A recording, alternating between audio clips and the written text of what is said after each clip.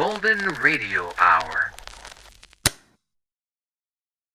Hey, Abbott, what time is it? It's time for the Abbott and Costello Show. We're on the air for ABC here in Hollywood. Well, what are we waiting for? Let's go with the Abbott and Costello Show.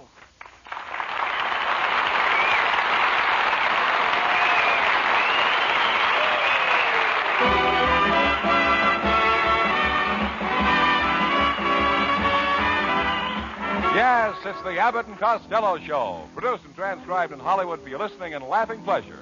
Chuckles with a carload and music by Matty Malnick. So hold on to your chairs, folks, for here they are, Bud Abbott and Lou Costello.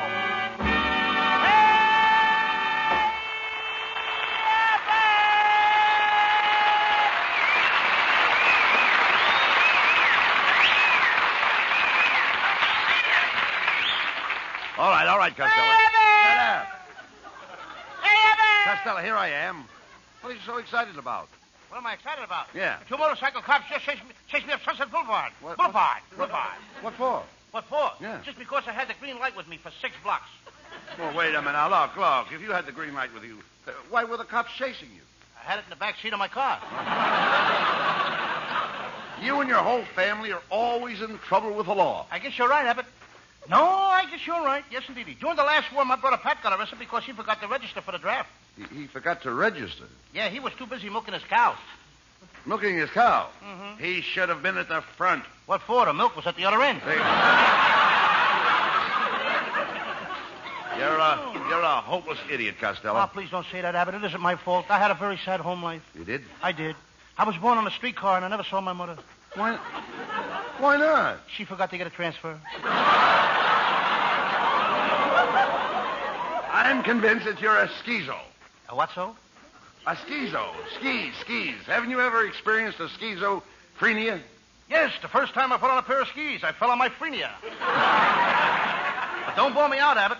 I don't feel so good. I went to the doctor, and he told me I was as sound as a dollar. Well, if you're as sound as a dollar, then why are you feeling so bad? Do you know the shape the dollar is in these days?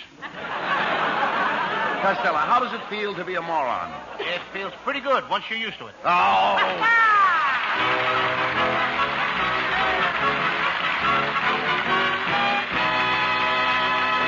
Well, there's a sample of the high-grade nonsense you'll be hearing for the next half hour. But before we get back to it, listen to this.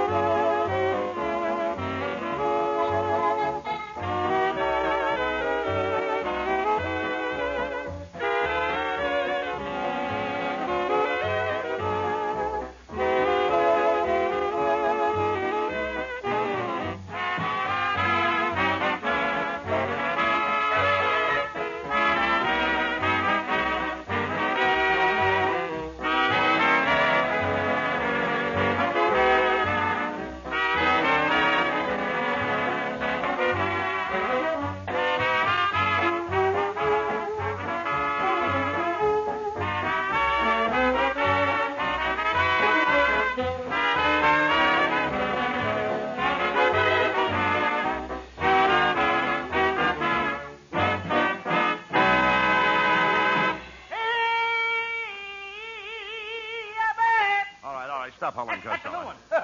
What is it? Stop howling. Where'd you get that black eye? Oh, I met Marilyn Williams at the country club, and she asked me if I'd like to play around with her. Yes? How did I know she was talking about golf? You look terrible, Costello. I do? Yes. Well, I had a bad day, Abbott. When I left Maryland, I ran into a tough guy with a gun. He said, "Give me your money or I'll blow your brains out." What did you do? I told him to blow my brains out. Why? In this town, you can get along without brains, but you gotta have money.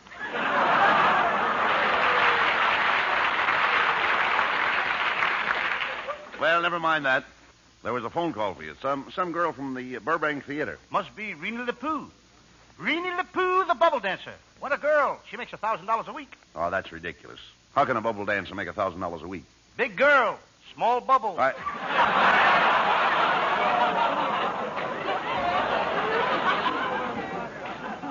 Does Marilyn Williams know that you're running around with this bubble dancer? Oh, sure. I told her, and she took it like a trooper. Like a trooper? A storm trooper. Well, now, don't be too hasty in giving up Marilyn for Lena LaPoo, especially. No, Reenie LaPoo. Reenie, is it? She's French girl. Oh, French girl. Are you sure that Miss LaPoo loves you? Oh, sure. Ever, she'd do anything for me. No She kidding. loves me so much that she goes out with other fellas so I can get the proper rest. Ain't she a nice girl? Do you think you'll marry her? Nope. We got different ideas about marriage. She wants to have 5 boys, enough for a basketball team. Well, what's wrong with that? I'm a football fan myself. You get so stupid. Tell me, is there a school for morons? Oh, sure there's a school for morons. You mean you didn't know it? No, I didn't. And all the time we thought you were playing hooky. Costello, you'll be the death of me yet. What was that? I said you'll be the death of me yet. Promises. All I get is promises.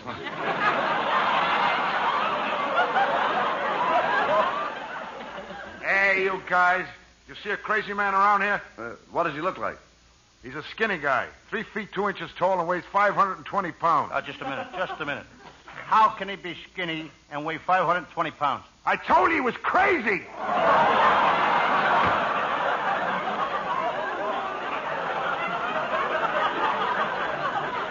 You know the door shut before he went out?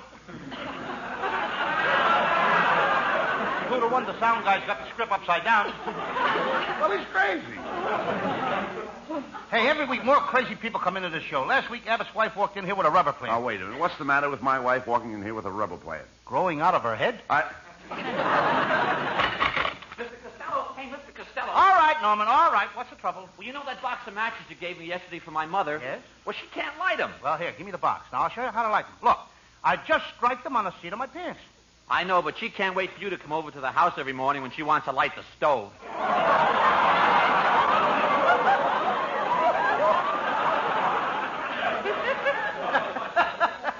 Norman?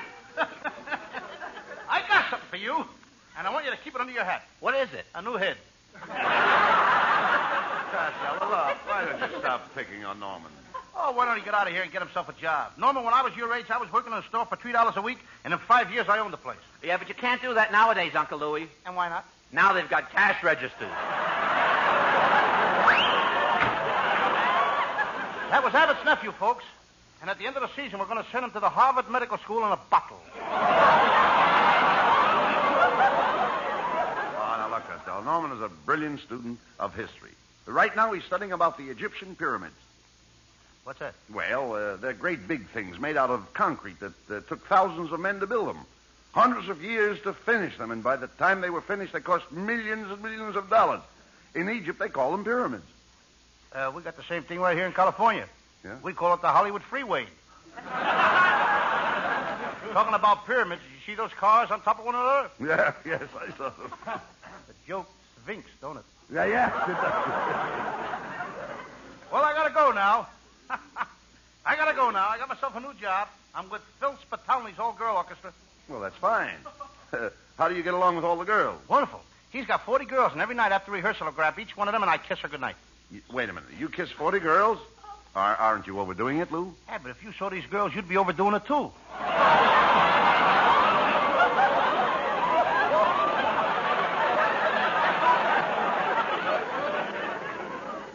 What's your job with the orchestra, Lou? Well, I tell you, I'm in charge of the girls' cello section. I'm the head bender. Head bender. Yeah. Every night when they get through playing, I help get their legs back in shape.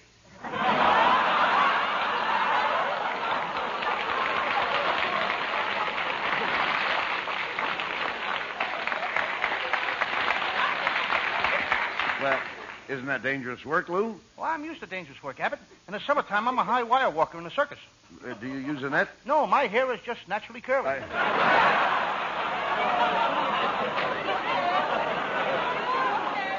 Have you ever had any other jobs working around women? Oh, yeah. In my spare time, I'm the intern at the movie studios.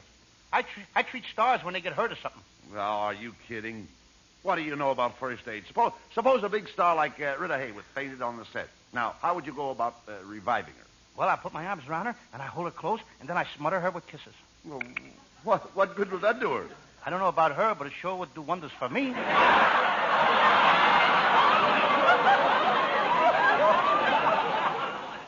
show, boys.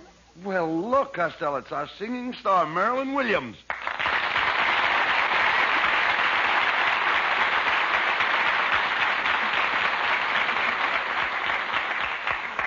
Marilyn, I want you to know that we're very happy that you came over here from England to sing for our show. I think you're wonderful, Why, Marilyn. thank you, Mr. Abbott. In England, I was considered just another canary. A what? A canary. How do you like that? Over here, we got nothing but those little yellow ones. My, what is that I smell? It's a new perfume I'm wearing. It's called Roy Rogers No. 5. Do you like it? Why, yes. Trigger comes through just as clear as a bell. Marilyn, why don't you marry me? I'll take you away from all this. Oh, but I'm very happy, Lou. I have mink coats, diamond rings, automobiles, and thousands of dollars. Okay, then I'll take all this away from you.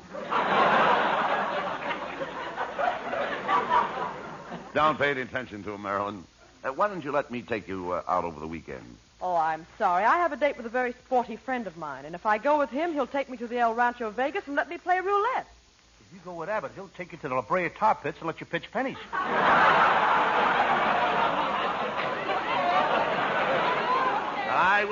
I wouldn't blame Marilyn if she left this program and went back to England.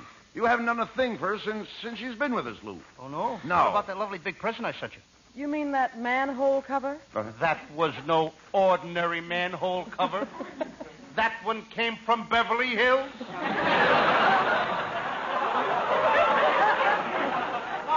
Marilyn, why don't you forget about Costello? I'm the man for you. You and I would get along together like ham and eggs. That's Abbott, folks. Always putting himself first. Well, Bud, I like both you and Lou, but I wish you'd both stop fighting over me. Marilyn's right, Costello. You fight over her like a dog fighting over a bone. Brother, when there's that much meat on a bone, I'll fight over it every time.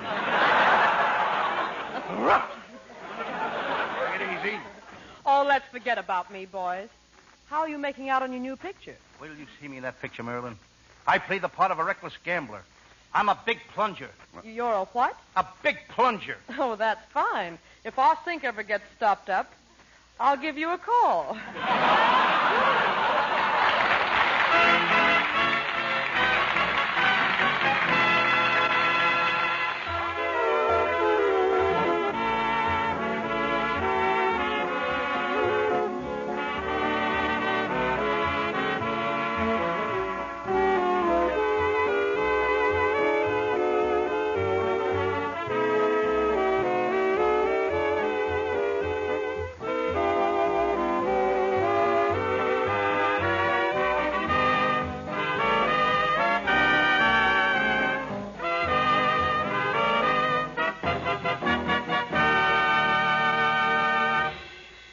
Now, let's get going. Now, wait a minute, Costello.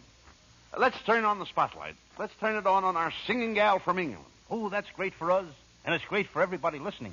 Here she is, folks, Marilyn Williams with Matty Malnick's music. From the new Broadway musical, Where's Charlie? Here's a song I like.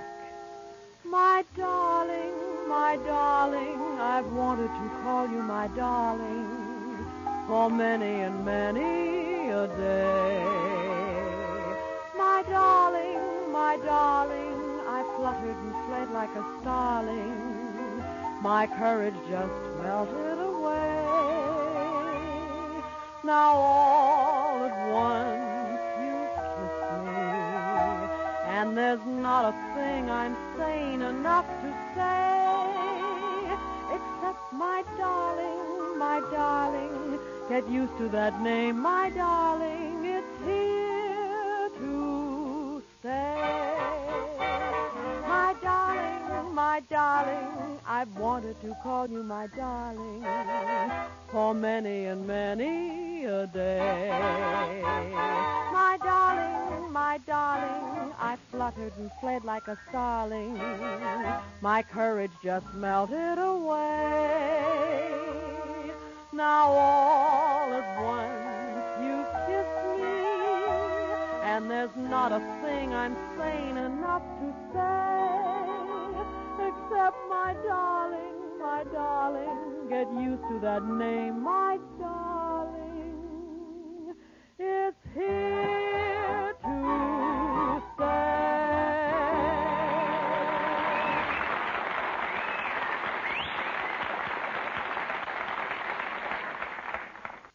Abbott, I just got myself a swell job. Washing the windows of the chorus girls' dressing rooms at Earl Carroll's theater. Some job. Washing windows of the chorus girls' dressing rooms. What can you see in that? Plenty. After I get them clean. My Uncle Mike got me the job. He's a pretty big man in this town. Your Uncle Mike is a nobody. Is that so? Well, last night, my Uncle Mike was invited to a big Hollywood sneak preview. But your Uncle Mike is not in pictures. Why was he invited to a big sneak preview? He's one of the biggest sneaks in town. And he's also just like you, always broke. He is not. My Uncle Mike has a great reputation. He can walk into any bank in Hollywood. All he has to say is 4 words, and they give him all the money he wants. What are the 4 words? This is a stick-up.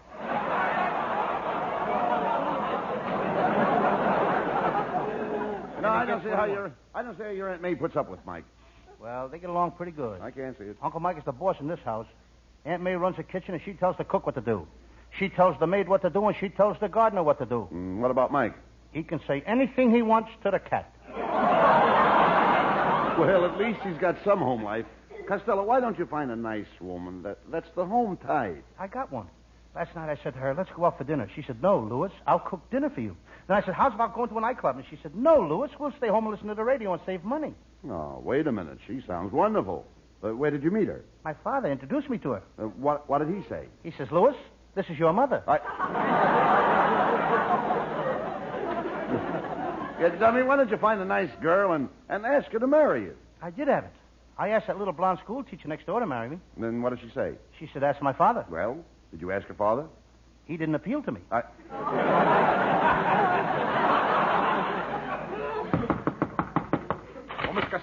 Mr. Costello, I got a note for you here. This time he beat the door in.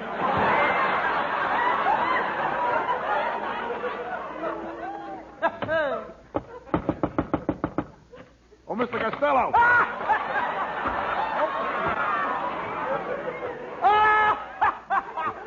Let him walk through the door.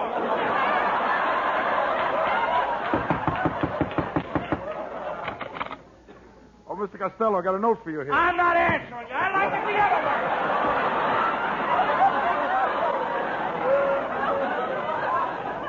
Wait a minute, you say you've got a note for Costello? Well, take it, Lou. Who's it from, Lou? It's a fair note from one of my listeners. It says, Dear Mr. Costello, your portrayal of Sam Shovel, private detective on the radio, is my favorite program. It's so funny that last week while listening to you, I simply died laughing. I'm coming to the studio tonight. I hope he gets in this time. He made it! Mr. Costello, there's someone here to see you. Who is it? A corpse with a smile on his face.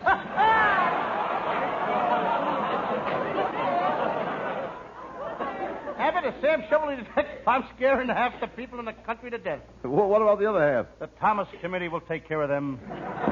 Well, never mind that. What is your Sam Shovel story for tonight? It's one of my most famous cases. I call it the case of the boy named Tony, whose mother kept him locked in a closet, or Tony's Home Permanent.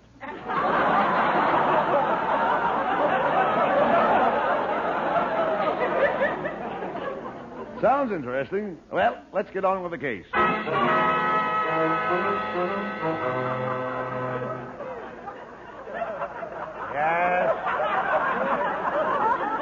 Yes, I'm Sam Shovel, private detective. I'm sitting in my little office with my legs crossed. The hard way. Behind my back. I'm sitting here typing a report on a famous criminal.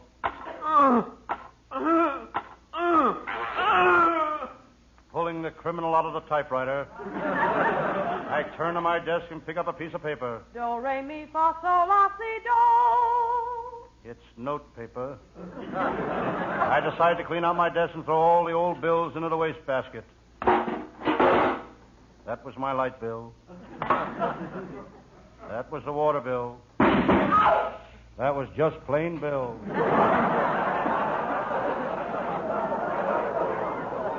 I glanced down at the desk. There lies a full run of one of my early cases. The case of the murderess with the long golden hair. I made a lot of money out of that case. She was a beauty. I was dying to meet her. I spoke to her in Kansas City, but she gave me the brush. I tried to talk to her in Cleveland, but she gave me the brush. In Washington, she gave me the brush. In Buffalo, she gave me the brush. I never got acquainted with her, but I made a fortune selling her brushes. It's about time for my pal, Lieutenant Abbott of the Homicide Squad, to show up. Every day he drops into my office to chew the fat. I wish Abbott would stop chewing the fat. My arm is full of teeth marks. The door closed. Hello, Sam. Sam Shovel. That's Lieutenant Abbott. He's a brilliant man. He hasn't spoken for 3 pages. Now he comes on with a line bristling with humor saying, "Hello, Sam Shovel." Sam. And you're in. Why do you stay cooped up here all day? Why don't you hire a typist to do your office work? I had a typist, Lieutenant, but I had to let her go. She could only type with one finger. Why? She had only one finger. She came from a very poor family. She had 9 thumbs. A typist with 9 thumbs? Every time she hit that space bar, the typewriter jumped off the desk. Any new cases today, Sam? Yes, a guy came in here this morning and told me he shot both of his aunts. He put 6 bullets in one of them and 4 bullets in the other. And he wanted my advice. Well, what'd you tell him to do? I said, go home and get the lead out of your aunts.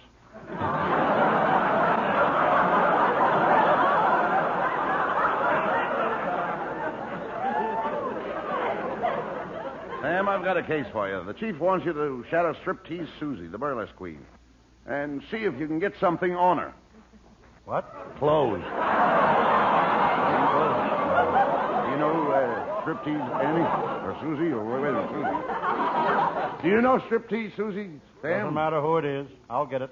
I saw her on the stage once. She came out to do her fan dance. A mouse ran out in front of her, and Susie dropped her fans. What happened? The mouse fainted.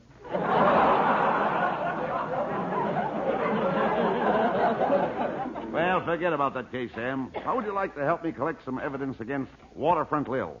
I think her cafe on the riverbank is a hangout for the smugglers, but I need more information. I'll help you, Lieutenant Abbott. I'll go down there with you. Hand me my fishing pole and that can of bait. What do you want with the bait? I'm going to worm the information out of her. Sam, you're a tough detective. Waterfront Lil used to be your girl, and here you are ready to double-cross her. Yes, Lieutenant Abbott. I'm a detective through and through. Why, I'd double-cross my brother. Hello, Sam. Get out of here before I double-cross you. Who was that? My brother. Now, come on, Sam. We're going to Waterfront Lil's Cafe.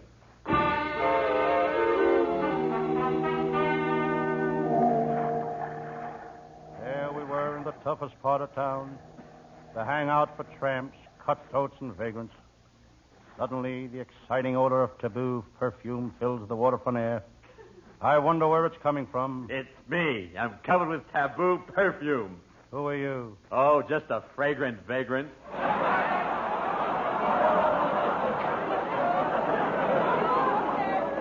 No matter what we give Abbott's nephew, he gets nothing. Come on, Just a Sam. check every week. That's Yes. all he gets. Hey, Sam, there's Waterfront Lil's Cafe over there. I don't like the looks of that place, Lieutenant. Why not? Sailor just come out of the door and he's walking down the street holding his girl's arm. Well, lots of sailors walk down the street holding their girl's arm. While the girl is still in the cafe.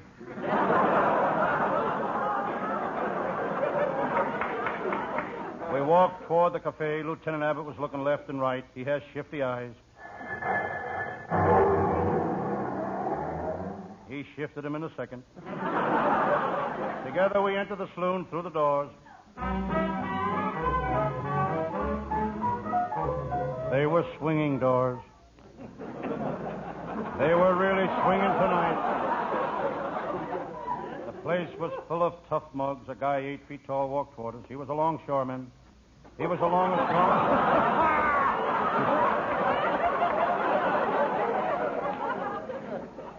I just got it myself.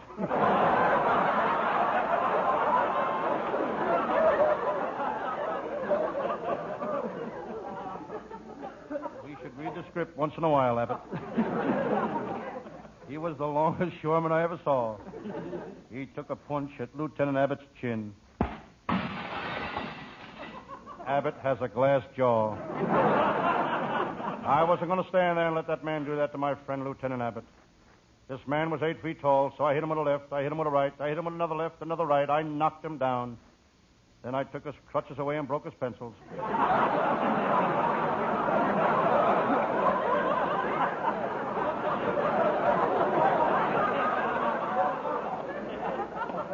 I looked up.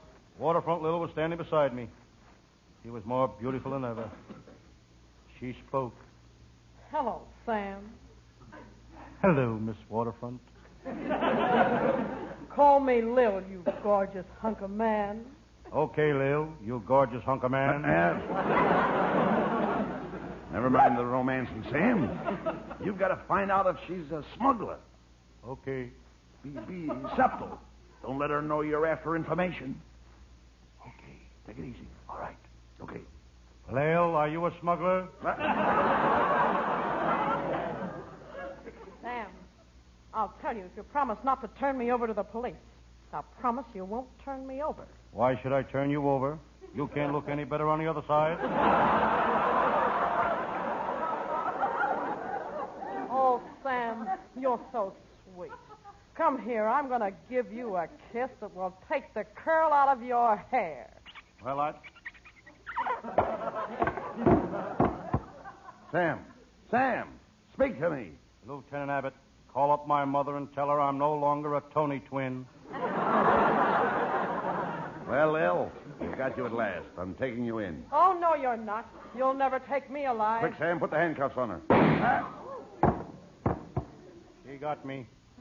I'm shot. Oh, I'm sorry, Sam. Quick, Lieutenant, call an ambulance. We'll take Sam to the hospital. No, not the ambulance. Sam, don't you want to go to the hospital? Yes, but I ain't riding in no ambulance through that Los Angeles traffic. A man can get killed that way. I'll walk. Oh, quick, get him out of here.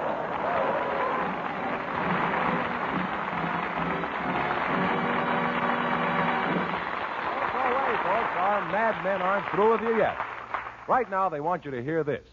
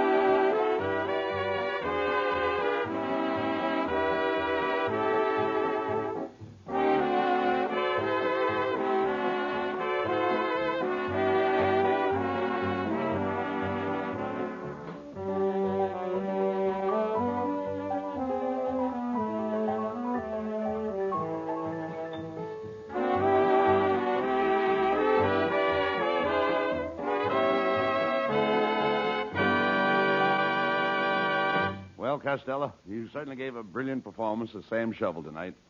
Thank you, Bud Abbott. You're full of pep. Yes, sir, you certainly were effervescent tonight. Did you ever see me when I ever wasn't? Ever wasn't. Now I know what happened to Baron Munchausen's riders. We've got them. Oh, good night, folks. Good night to everybody in Patterson. Good night.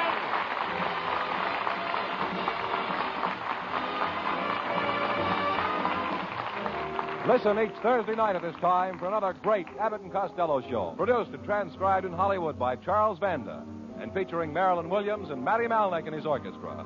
Be sure to stay tuned for the outstanding entertainment which follows throughout the evening on this ABC station.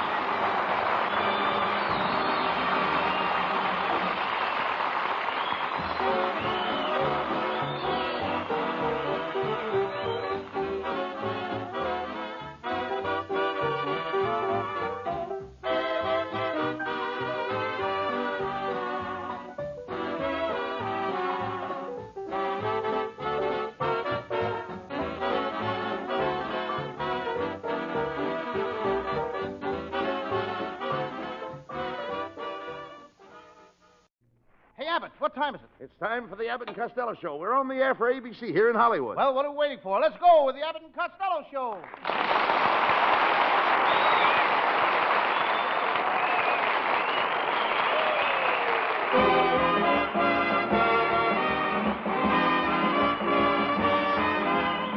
Yes, it's the Abbott and Costello Show, produced and transcribed in Hollywood for your listening and laughing pleasure.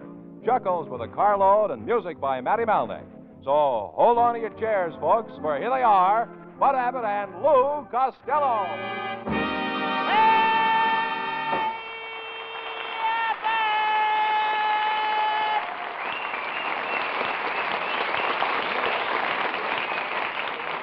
Well, it's about time you got here. Where were you? Well, I was over at my Uncle Mike's house, Abbott, and is he busy? He's got to eat biscuits for breakfast, lunch, and dinner. What's the idea? The biscuit company is running a slogan contest, and Aunt May has to send in 1,000 box tops. What does Uncle Mike think of the idea? He told Aunt May to mail in the biscuits. He'd rather eat the box tops.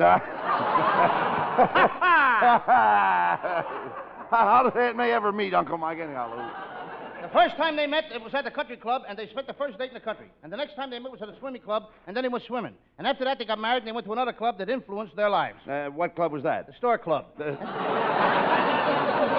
Well, they're quite a couple. Oh, yes. Uncle Mike says he has only been 2 times in his life that he didn't understand Aunt May. When was that? Before they were married and after.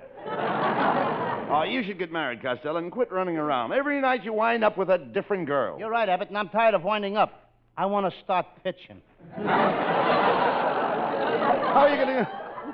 Go ahead. We give you time.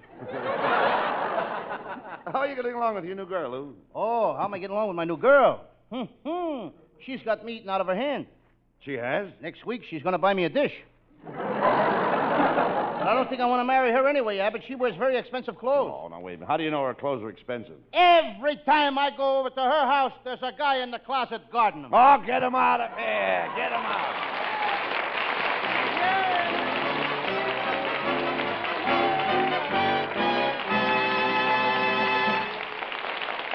Now, before we get back to the laugh department, let's listen to what this fella has to say.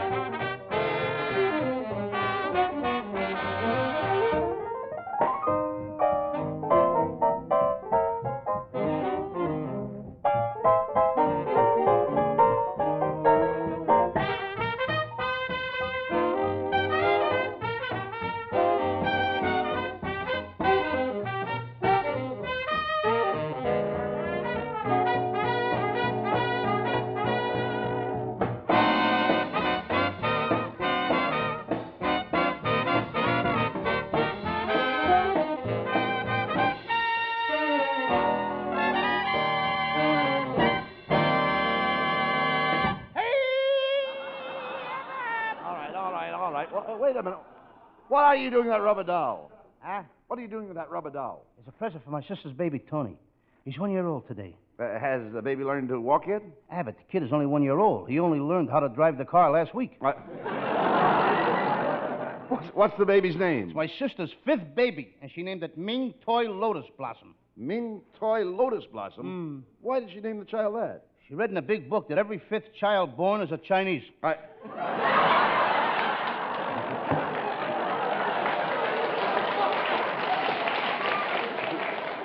Well, never mind that, Lou. What is your sister's husband doing now?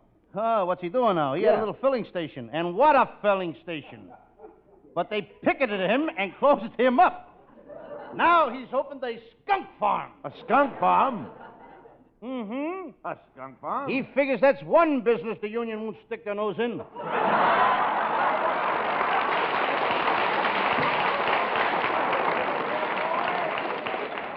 You know, I haven't seen your brother-in-law in a long time. How is he, Lou? You wouldn't know him, Abbott. The sands of time have changed his face. Well, he's only a young guy. How could the sands of time change his face, Costello? My sister belted him in a puss with an hourglass. Where are your sister and husband living now? Now has granulated eyelids. Yeah. Lou, where are your sister and husband living now? I'll let you know in a second here. In the middle of the page. A minute.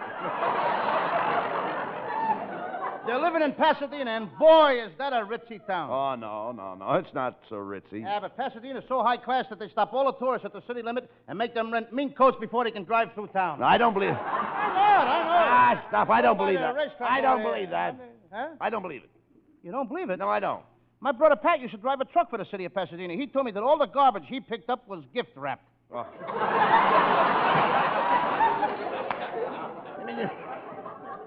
You mean your brother Pat drives a garbage truck? Oh, he's just doing that until he gets his new invention on the market. His invention will change the whole toothbrush industry. What is it? A tooth on a stick to clean brushes.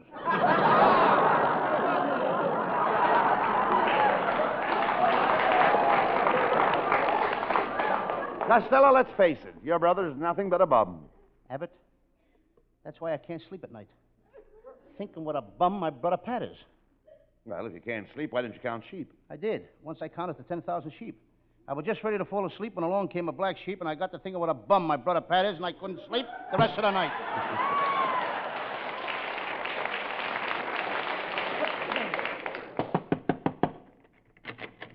Miss Costello, here's that bicycle that you ordered. Thank you. Hey, wait a minute. What's the idea of buying a bicycle, Costello? I didn't want to tell you, Abbott. Wasting your money like that buying a bicycle. I insist that you tell me what you're going to do with it now. Oh, well, if you must know. I must know. I'll tell you. Well, tell me. Last night I dreamed I was chasing Rita Hayworth, and I couldn't catch her. Tonight, I'm taking a bicycle to bed with me. And if that don't get her, tomorrow night, a motor goes on it. Costello, with all the thousands of people that have no place to live and are looking for vacancies, how can you walk around with a big empty head like that? Show me in the script where it says anything like that. Oh, wait a minute. I can tell a joke. I'm a pretty good showman. Yeah? Yeah? You tell a joke like P.T. Barnum. P.T. Barnum is dead. You keep telling those kind of jokes, you'll join them. I don't know.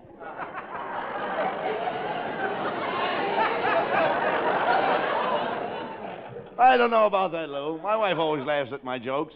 Did you ever notice those little crow's feet around her eyes? Those are from laughing at my jokes. If those are crow's feet around your wife's eyes, Uh-huh. the crows that made them must have been wearing baseball shoes. How can you say that? My wife, Betty, has a beautiful face. She's got an automobile face.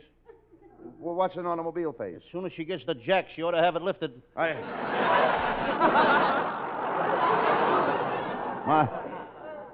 My wife is okay. And you'd better be off if you found a nice home. Well, you'd be much better off, Lou, if you found a nice home with a loving girl and got Do married you yourself. know where you're at? No. I don't. But my wife is okay. You'd be better off if you found a nice home, loving girl. I'm and got lost married myself now. I found it. I found mine.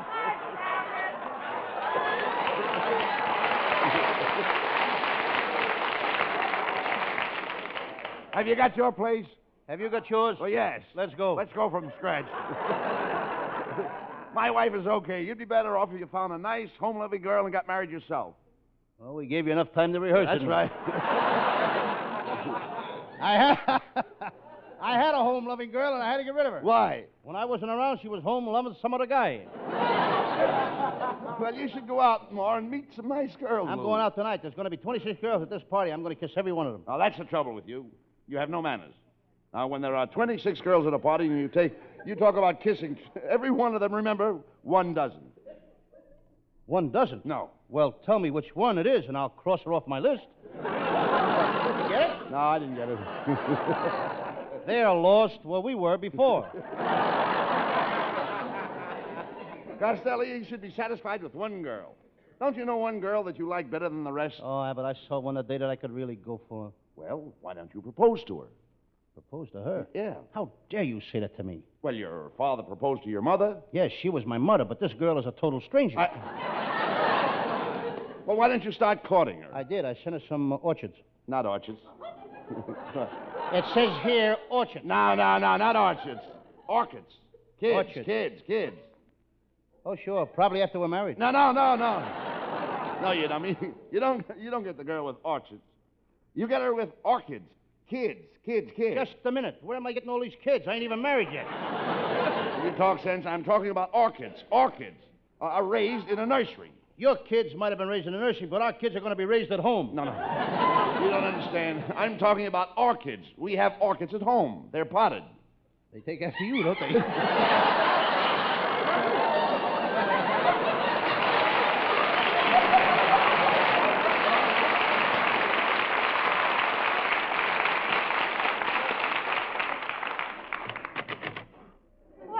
Hello, boy. Hey, look, Where did this come from, kid? It's our beautiful new secretary, Viola Vaughn. Boy, I'm glad you showed up early, Viola. Tonight I'm going to sing a song just for you. Why, Costello, I didn't know you sang. Oh, I got a high voice. I can hit a high U above T. Hi, you. Fine, thanks. High U. Pay no attention to him, Viola. Pay no attention to him. Why don't you and I have a bite of supper after the show, huh? Well, Just a minute, Viola. I hired you. Don't you think you should go out with me, kid?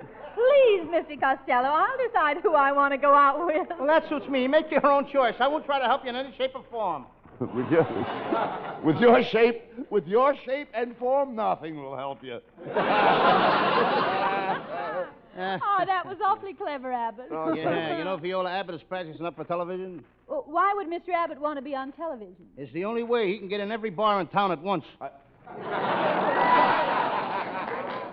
Well, Abbott, I think we both struck out. Now, you tell one, Viola.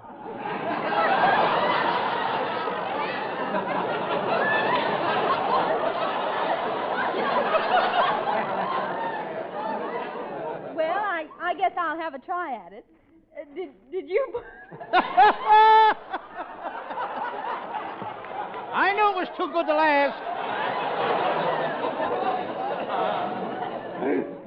Well, I'll have a try at it. Did you boys know that my uncle is in the hospital? No, Viola. Tell us what happened. My uncle was watching two men hoisting a piano into the fifth-floor window of a hotel. He was standing underneath them yelling, heave-ho, heave-ho. But wait a minute now. How did he get into the hospital? They thought he said, leave go. Let's give this kid $6 silver and a box of Snickers. Quiet, Costello. I think Viola has a terrific sense of humor. Oh, why, thank you, Bud. I have another funny story. I went to the racetrack yesterday and bet on a horse that was 100 to 1. 100 to 1. That's terrific odds. Did the horse win? No. He was leading the field by 10 lengths when suddenly he jumped the rail and ran for the grandstand. What for? When he saw those terrific odds, he ran to the $2 window and put a bet on himself. Ladies and gentlemen, you have just listened to a joke by three unemployed people.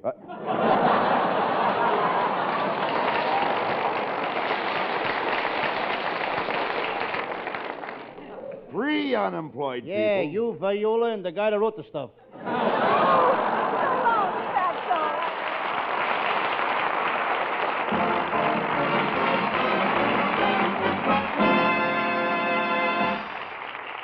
And that's the halfway mark in tonight's laugh race.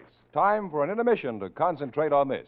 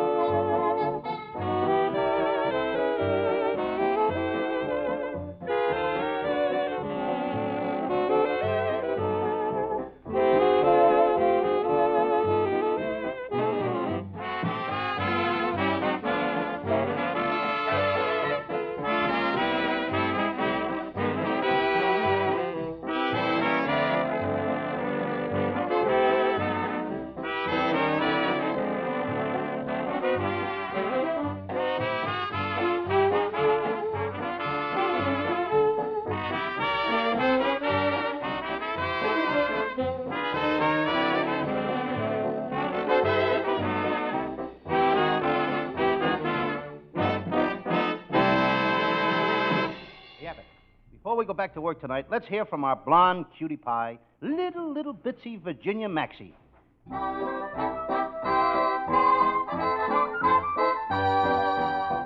is east and west is west, and the wrong one I have chose.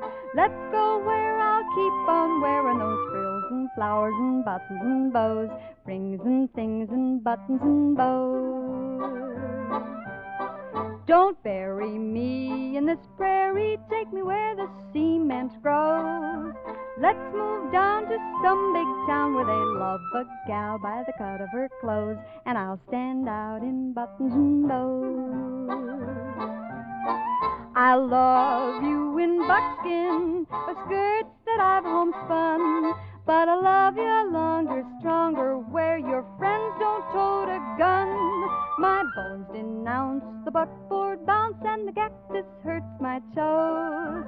Let's vamoose where gals keep using those silks and satins and linen that shows, and I'm all yours in buttons and bows. I love you in buckskin, or skirts that I've homespun, but I love you longer, stronger, where your friends don't tote a gun. My bones denounce the buckboard bounce, and the cactus hurts my toes. Let's vamoose where gals keep using those silks and satins and linen that shows, and I'm all yours in buttons and bows. Give me Eastern trimming where women are women in high silk hose and peekaboo clothes, French perfume that rocks the room, and I'm all yours in buttons and bows.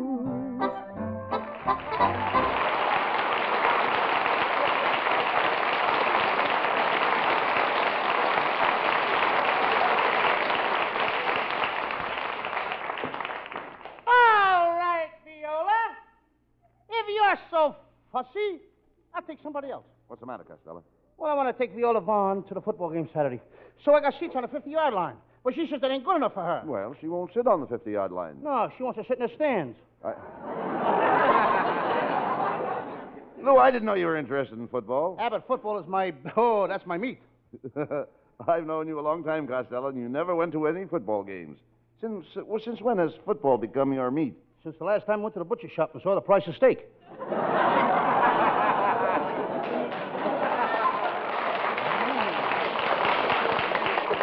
I thought so. You know nothing about football. Ah, don't be silly, Abbott. I used to play football. The coach says I played like a tiger. Oh, you must have been good. Nah, after all, what does a tiger know about playing football? What position did you play on the team? Left tickle. Huh? Left tickle. You mean... Left tickle. All right, you mean left tackle. I mean left tickle. I used to tickle a guy who was carrying a ball and make him drop it. Did you ever play any important teams? Once our team played Notre Dame, what a rough team. I wound up with a busted nose, 2 cracked ribs, and a twisted ankle. Oh, that's not so tough. It could happen to any player. While sitting on the bench?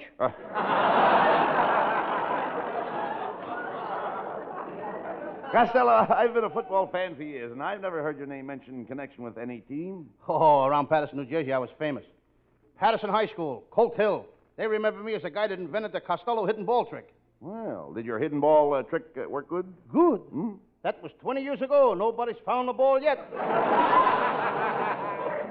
Well, you don't look like no football player to me. Football players have to be rugged and powerful and strong. Abbott, when I played football at Colt Hill in Patterson, New Jersey, I was powerful. All those kids were rugged.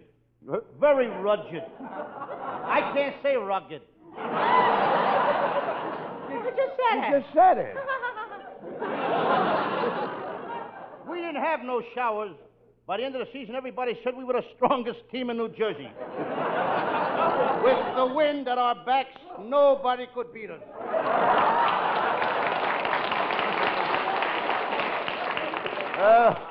That must have been some football team. I remember our last game, Abbott. I was calling the signals. Mildred, Maine, 6664. Gladys, Hollywood, 7953. Betty, Walnut, 3841. Wait a minute. Well, yeah, but what was the idea of using girls' phone numbers as signals? Strategy. While the other team was writing them down, we scored 46 points.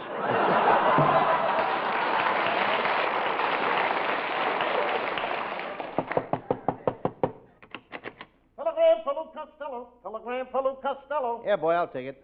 Hey, Abbott. What? It's one of my Sam Shovel detective fans. Boy, am I getting popular as Sam Shovel the detective. Well, read it. All right. Says, Dear Lou Costello, I never miss your program. I really enjoy your portrayal of Sam Shovel, private detective. Your acting was so thrilling, my hair stood on end. I'm coming over to see you tonight. Mr. Costello, there's someone here to see you.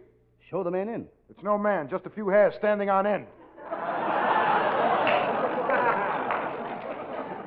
Well, Costello, Sam Shovel, you're really killing the people. What case have you chosen for your Sam Shovel story tonight? Well, it's a case I worked on in the Sahara Desert. I call it The Two Dirty Bedo Wins, or It's Time to Change the Sheiks. Well, that's an old case, Costello. Haven't you got one more up to date? Well, my latest case. I call it the case of the telephone operator who died dancing, or sorry, wrong Rhumba. All right, let's go on with the case.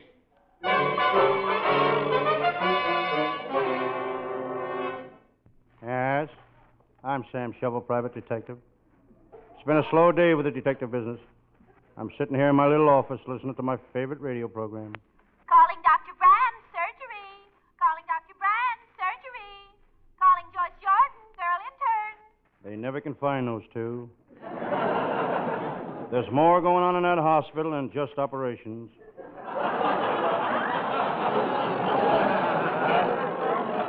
I turn off the radio. I listen to the wind howling on the outside. You all partner? You all partner? It's a southwestern wind. I decide to check up on some of my latest cases. Here's the one of the baby that was gypped. When I found him, he was wearing half a diaper. Somebody had shortchanged him. I think I'll relax. I feel like a smoke. That reminds me, I read in the paper this morning where most of the doctors who switched to camels are now back driving automobiles.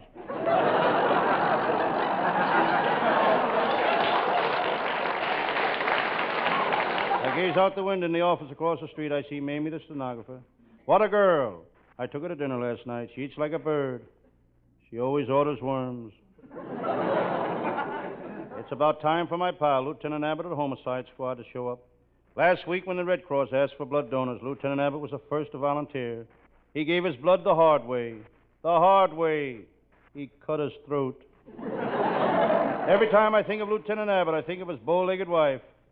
Brother, is she bow-legged? When Mrs. Abbott sits around the house, she really sits around the house.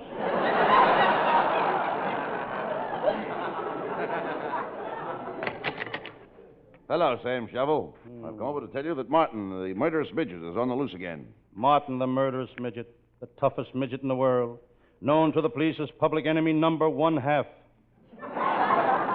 Yes, Sam. And if I catch up with Martin the midget, it's goodbye to his racket. Lieutenant Abbott ain't kidding. He's a great racket buster.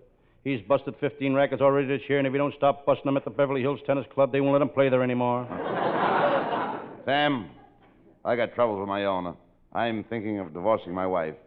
Last night I decided I can't stand her cooking. Lieutenant Abbott, you've been married to that woman for 30 years. How come you just decided you can't stand her cooking? Until last night. We always ate out. However, let's forget my problems. I will. Let's forget it and parley and forget your jokes, too. Sam, how's the detective business going? Any new cases? Yes, I'm on the trail of a woman criminal. Show off Susie. If I catch her, she'll go to the chair. I can't stand that dame. She's always showing off. Last week she started bragging again. She wanted to show everybody that her husband has brains. You can't arrest a woman for showing that her husband had brains. By shooting the top of his head off? Forget about show off Susie, Sam. You're in for some real trouble. Dora the Dip escaped from prison this morning. Dora the Dip, the most beautiful woman criminal I ever met. What a temper she had. The first time I saw her, she was beating her second husband over the head. She kept beating her second husband over the head. What was she beating him with? Her first husband. Dora the Dip, she was mad about me. It was on account that she threw her second husband over. All I had to say was, Dora, I want to see you tonight. No matter what man she was with, she'd throw him over. On account of that, they put her in jail. Oh, wait a minute. You can't put a woman in jail for throwing men over. Over the Pasadena Bridge? Sam, I heard that Dora was arrested while working as a clerk in a department store. She was jailed for taking money out of the cash register. That's a lie, Lieutenant. She never took any money out of the cash register. I'm glad to hear that, She never Sam. put any money in the cash register. Aha! There you are, Sam Shovel. That was Dora the Dip, and she looked more beautiful than ever. Sam, Yes? I'm gonna kill you. I don't doubt it. She's only bluffing, Sam. You sent me to prison. You took me away from my family. Yeah. My 5 children by my first husband. My 7 children by my second husband. She's still bluffing you, Sam. She may be bluffing, but it sounds to me like she's got a full house. Sam, on account of you, I spent 10 years in prison. 10 years locked up with 1,000 women. Do you know what it means to be alone for 10 years with 1,000 women? No, but I'd give anything to find out.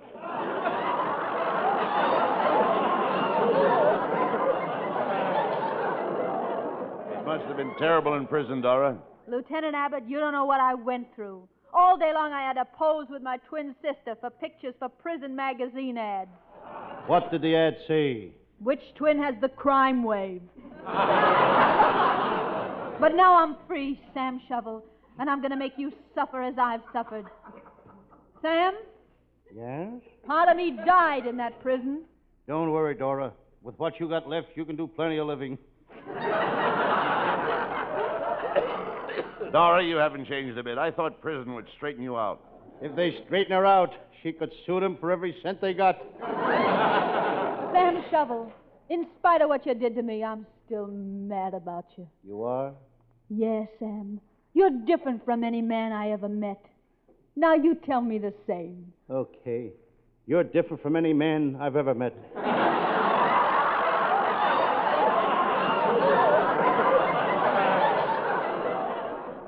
Sam, you sent me to prison and made a monkey out of me. Now I'm going to get even. I'm going to give you a kiss that'll make a monkey out of you. Come here.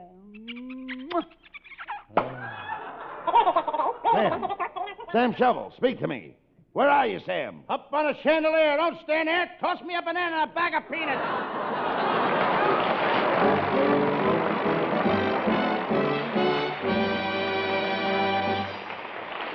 There's a curtain call coming up, folks. But first, you'll be interested in hearing this.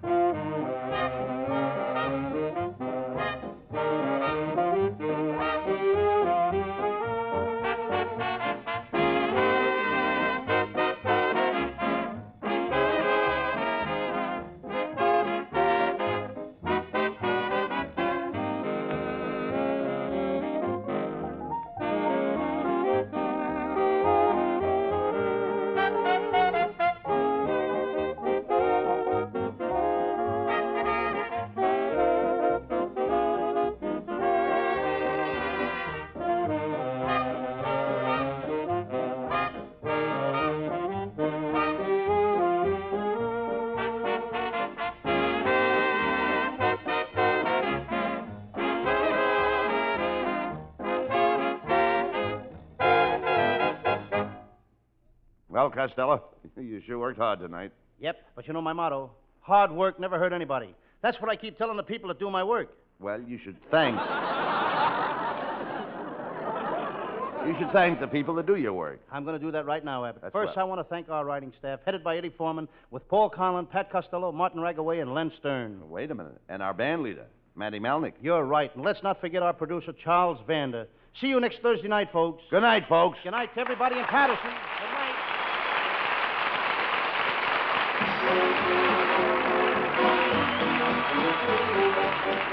Listen each Thursday night at this time for another great Abbott and Costello show, produced and transcribed in Hollywood. Be sure to stay tuned for the outstanding entertainment which follows throughout the evening on this ABC station.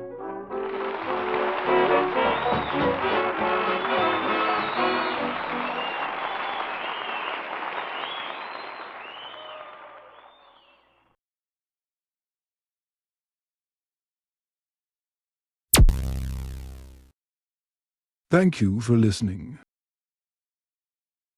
Please like and subscribe.